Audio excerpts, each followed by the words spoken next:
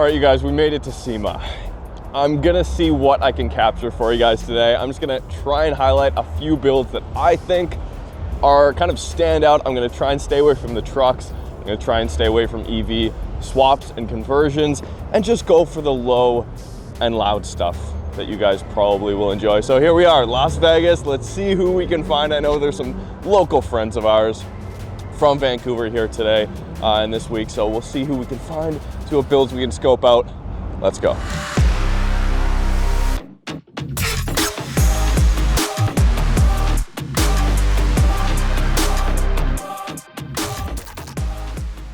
Wow, first spot of the day, 2J swaps, Celica. This is the kind of stuff that I want to find here. This is incredible. Oh yeah, Newport Beach. This is exactly what I would expect to come out of Newport Beach. Yeah.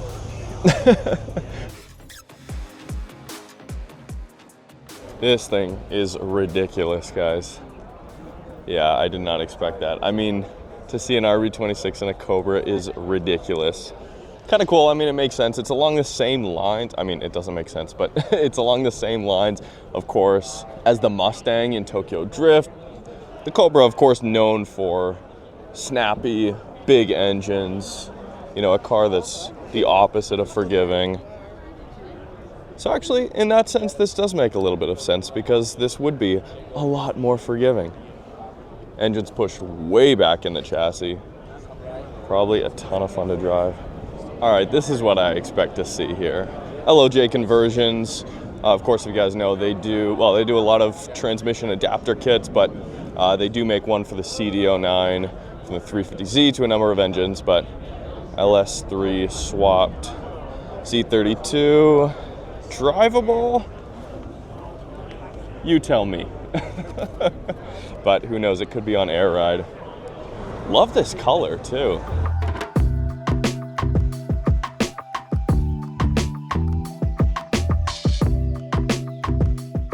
I know I said I wanted to stay away from trucks, but I don't know, something about a Coyote swapped Bronco hits the spot, especially when it's tastefully done.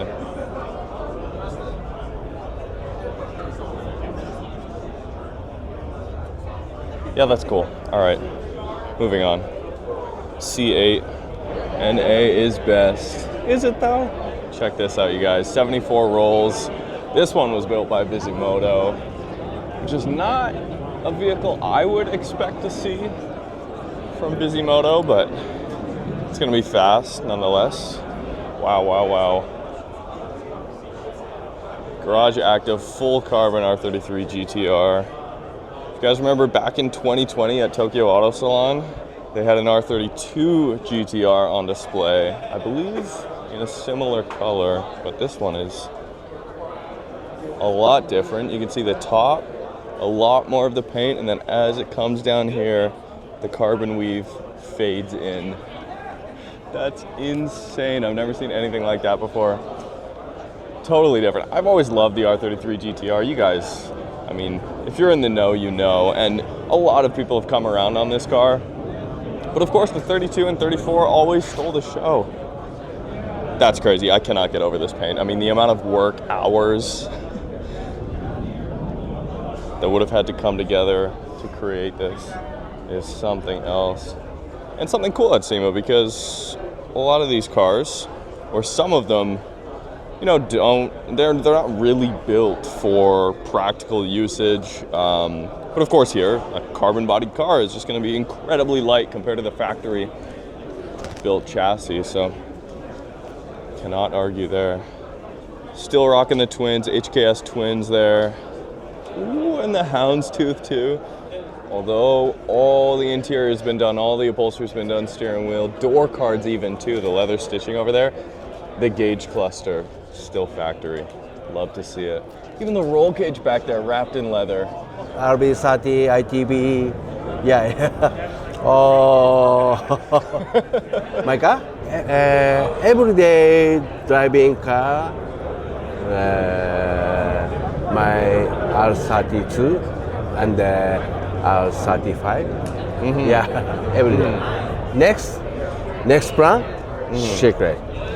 What's that? Secret. Oh. Yeah. And customer car R32 candy green carbon GTR. Next year Tokyo Auto Salon. Yeah. Yes. Thank you. Thank you very much. Yeah. Yo, what's going on? Good. Good to see you. Yeah. How's your day been? Starting, first day. Oh, nice. Same. Second day? No, first day. Oh. A lot of new parts for the Skylines. Like Bowden has a new. The BBTI, the double.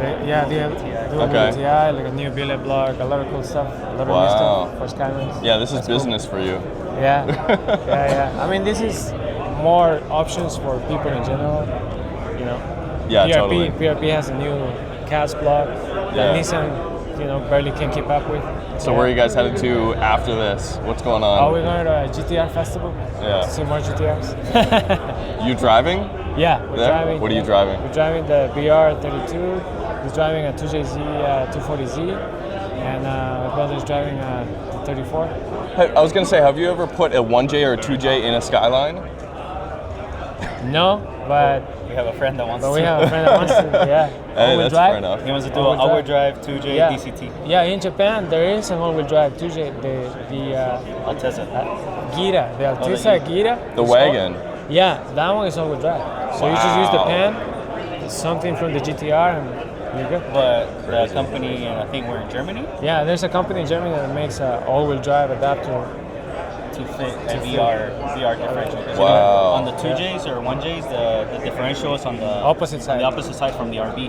Gotcha. So the company in Germany, they made it to where it's on the same side as the RB. So you can use the GTR transmission. Yeah. No way, Yeah. really? Wow, that's incredible. Yeah. Best of both worlds. Yeah. Piss a lot of people off. DCT, 8-speed, whatever you want. Yeah. Or sequential, whatever. Yeah, so you guys, that GS, the DCT in that car, you guys are swapping that into a lot of different cars. Yeah. And especially if you're going like the Z, big power, straight line. It's just Yeah. efficient. The power's gonna get set Yeah, down. it's reliable. You can find it anywhere. In America, Europe, in Japan. I mean, there's Beamers everywhere. Yeah. So it's easy to find. Versus finding a sequential that's always in Australia, it's expensive. Nothing against them. I love them. We have cars with them. Yeah. But it's just for the general public, it's more convenient because it's cheaper and it's easier to find. Yeah. It's not as practical for the street either. Nah. Yeah, A so- little bit more affordable. Yeah. Yeah. All right. Well, enjoy the show, you guys, gentlemen. I'll see you around. Absolutely. Maybe Yeah, I'll shoot you a message later. Yeah. All right, take it easy, guys. All right, you guys. So that was Pablo. If you guys remember, back in 2018, 2019, I drove both his R32 GTR on E85, about 800 horsepower. And then also I drove his brother Chris's R34 GTR. But that car has changed dramatically in the past 4 years. And they've got it here. It's not in the show, but they were cruising around last night, he said, until like 5 a.m. So maybe we can meet up with them. Yeah, just all around crazy stuff at Original Auto.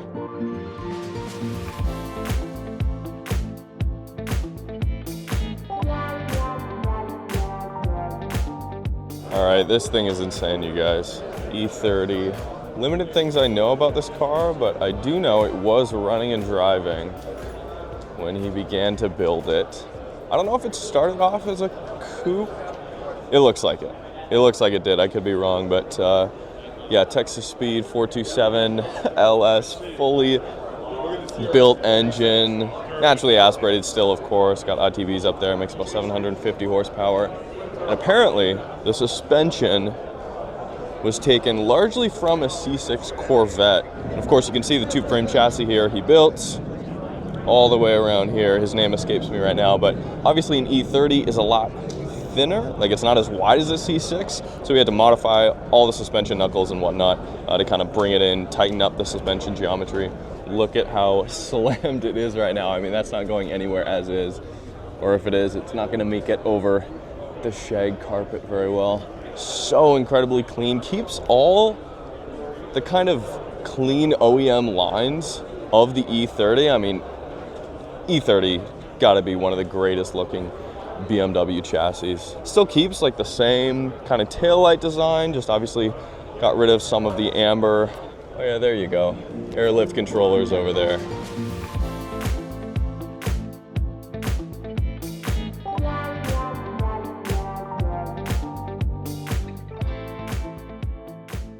and a CRX. Good license plate. I heart JDM. But guess what? It's not JDM. Steering wheel's on the wrong side. That's a technicality. People hate when you do that, but it's true. Slicks on here, 1552, 5-spoke wheels. J32? Twin turbo J32? I would love to, yeah. Is this your car? Yeah. Wow, beautiful, man. What's your name? Jason. Marcus. Nice to meet you. Good to meet you. Wow. This is gorgeous. Is it a J32 under the hood? Yeah, out of a Honda Odyssey. Yeah, okay. Yeah. Yeah, it's all-wheel drive, inboard brakes. That's why we cut the window out at the back. It's got a Winter's quick change in it, 6-speed sequential quaife. Mm-hmm. How much power do you think it's making? Well, the car runs. We know that. It hasn't been on its dyno session yet. It's going to be about 850 horsepower. The motor's built to 1,000, so it'll be living comfortably at 850. What do you expect out of this? Like, it looks like it's ready to hit the track. What is it going to get used for? Actually, the problem is it's a South Florida car, and it doesn't have AC. All my other race cars have air conditioning. Yeah, right. So this one probably will end up in the UK. Cool. But whether or not the UK is going to allow it to be street legal, like South Florida, this thing can be street legal all day long. Anything down there. So we'll see. I mean, originally it was built for hill climb. Oh, yeah? Yeah. The wing speaks really strongly to that. Right. Yeah. So I can't take any of the credit for building this car. Uh-huh. This car was built by Goichi Motors in Loxahatchee, Florida. Okay. They build all my cars. They built the V12 Z4 as well. Wow. And I mean, all of the craziness that you see here is a combination of me asking Sam, the owner of Goichi, hey, can we do this? Like the turbos. And it's like, Garrett came to the party and offered a sponsorship on the turbos. Sam said, can we get 2 turbos? And all of a sudden we end up with a twin turbo build. Well, where can people find you if they want to follow? So on Instagram, if they want to follow the builder, that's Goichi Motors, Gooichi. And for myself, with all my cars, it is Jase, JASE.bacon. Perfect. I love it, man. Thanks for showing me around, you're welcome. bro. Enjoy. It makes sense now. The wing completely makes sense. Jason said it's basically ready for hill climb. That's insane. So inboard brakes, I've literally never seen that on a car. Maybe I just haven't got out enough, but that's what SEMA's for. It's so strange because you look at the rear wheels here and there's nothing back there. You see no brakes whatsoever. You think, hey, maybe this is just one of those SEMA cars that doesn't do anything, but no, this is probably one of the most practically built cars I've seen at the show so far. Awesome. Go follow Jason.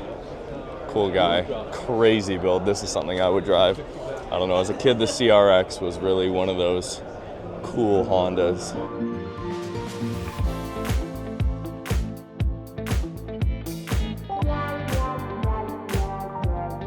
So earlier we saw a 2J swapped Celica, and now here's a much more delicate looking V12 swapped Celica in front of us.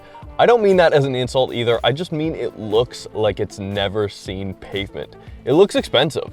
But that makes sense because the 1GZ V12 from the Toyota Century is like a purist's gift on a silver platter, right? Simply because it grants you the right to casually toss the word V12 into a conversation, but also because you can claim ultimate praise from all the brand loyalists online. This is easily one of my favorite builds I saw the whole day. Inboard suspension in the rear and a ton of thoughtful details that I'm sure build to what's an incredible drive, and I do hope it gets driven. Inside the show was chaos, to put it simply, but I still found time to take a look at Mad Mike's ridiculous rotary-powered McLaren, kind of Frankenstein build, something that should have never really worked, but I'm glad it's here.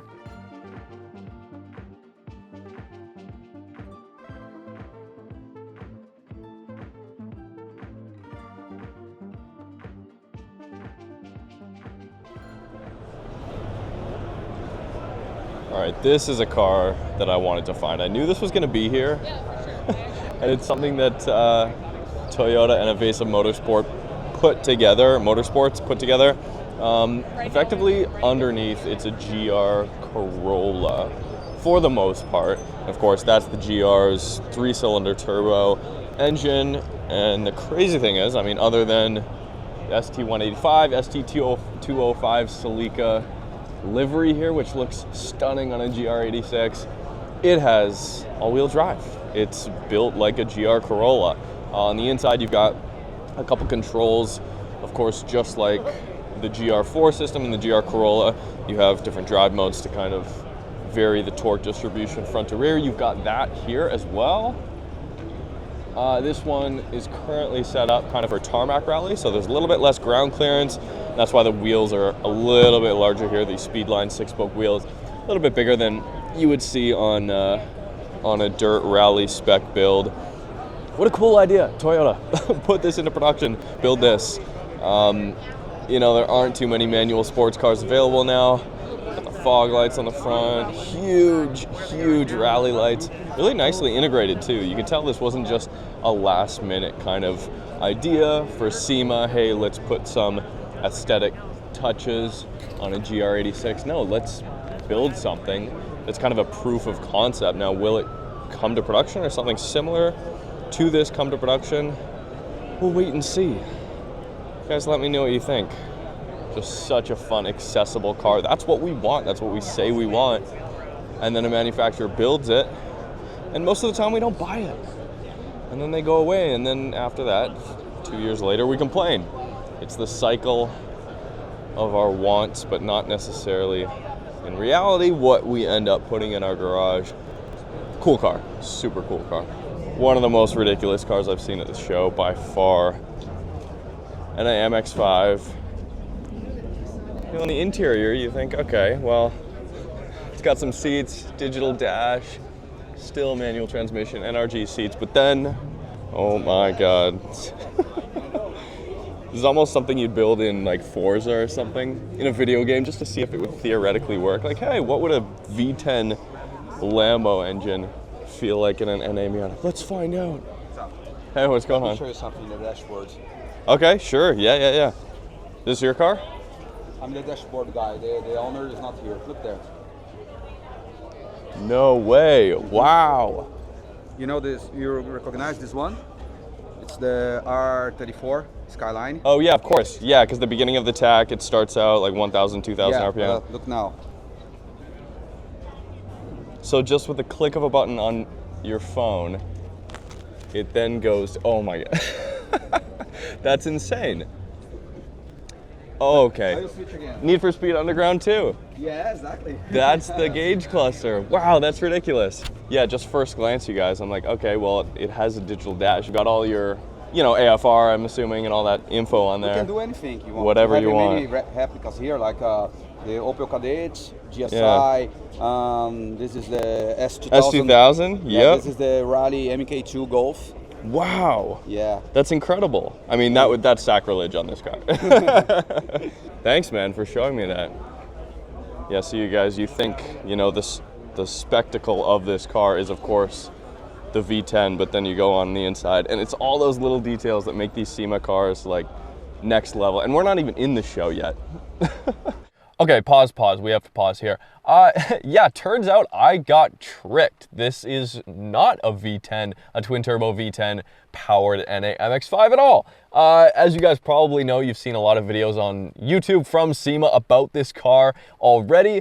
The owner of this car, who I believe to be the owner of this car, was caught in an interview actually just straight up lying about the car. He said the engine was derived from a Huracan GT3 engine.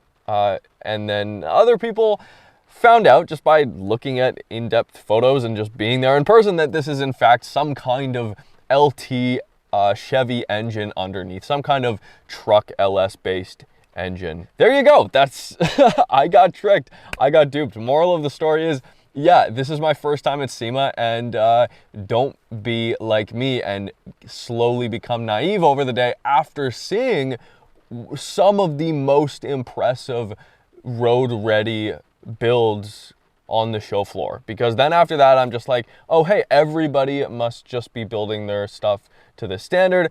But out here, the builds aren't curated quite as well. You do have some insane stuff that I did get shots of as well, but there are cars that just seem to sneak by, like this MX-5. It's sad to see that the owner lied about it. That's the biggest disappointment, but the car itself theoretically could be pretty cool in the future. So So that's on me, you guys, but here it is. It's not a V10 under the hood. Who knows, maybe in the future, that V10 with the twin turbos on it will actually become a reality, but for now, disappointing. I mean, largely so far, I would say my favorite builds, the ones that stand out to me, that are actually, they look like they're drivable. You know, will they actually get driven? Who knows? But they look like on the surface like they're functional, they're actually put together, they're running and everything. The best ones I've seen have been out here in the front end Toyo Tread Pass, the best cars. Now there are exceptions, like that Indy V8 swapped full carbon Datsun, I believe it's a 240Z, could be a 260, I'm not sure, that was in like the vehicle accessory or technology section, I'm not exactly sure. And then of course, the throttle and PRP, Too Fast, Too Furious Skyline build, that's insane. That Skyline originally belonged to our friend Martin, that he brought in for Shahar, and then Shahar, who we filmed another video with, which you'll see very soon, I guess sold that car to Throttle, and they built it into just a modern take on the Too Fast, Too Furious 34, which is ridiculous, but let's keep going.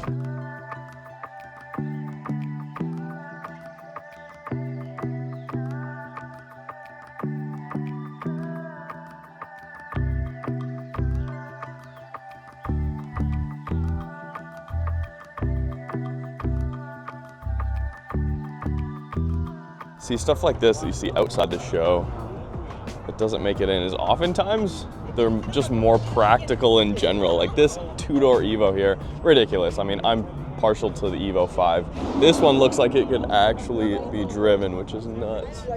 That's just cool though. All right, you guys, that is SEMA. Or at least my perspective from it. I'm only here for 2 days before heading to a track day with our friend Bob Pham over at Chuckwalla Raceway. Yeah, this show is just as big as everyone makes it out to be. Is it overwhelming? Yes, but not in the way that I thought it was going to be overwhelming. Like I don't feel like I need to see everything, nor do I want to see everything at SEMA, right? There's just kind of small pockets of cars, the performance stuff, that you can just dive into and get real niche. For me, the engine swaps in cars that look to be kind of purposeful are where I gravitate towards. So yeah, those are just some of my favorites from the show. Thank you guys so much for watching. Let me know what cars are your favorites from the show. Maybe you guys saw something on other people you follow at the show that was something I didn't even lay eyes on. There are thousands of cars here, maybe not thousands, hundreds of cars here that I have not seen. So enlighten me in the comments on what I missed. Thanks guys for watching. We'll see you soon.